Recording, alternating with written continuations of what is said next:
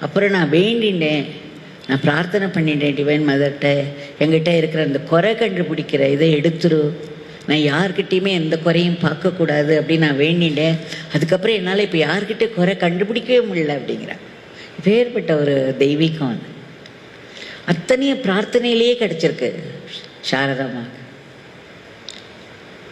கடைசியாக அவங்களுக்கு அட்டென்ட் பண்ணின அவள் போய் கேட்குறா, ஏன்னா டெத் பெட்டில் இருக்கா, ஏதாவது எனக்கு சொல்லுங்கோ, நான் அமைதியான வாழ்க்கை வாழணும்னா யார்கிட்டையும் குறை கண்டுபிடிக்காது, நீ பீஸ்ஃபுல்லாக ஃபைண்ட் ஃபால்ட் வித் அதர்ஸ். அதுதான் அவங்களுடைய கடைசி உபதேசம்னு சொன்னேன்.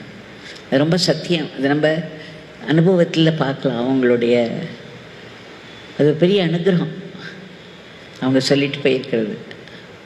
அதனால் யாராவது நம்ம மேலே ஒரு அப்யூஸை போட்டால் கூட, நம்மளை ஹியூமிலியேட் பண்ணினா கூட, அவளுக்குள்ளே இருக்கிற அவளை இயக்குற அந்த தெய்வத்துக்கிட்டேருந்து தான் வருது, அதுவும் சங்கல்பத்துலேருந்து தான் வருது.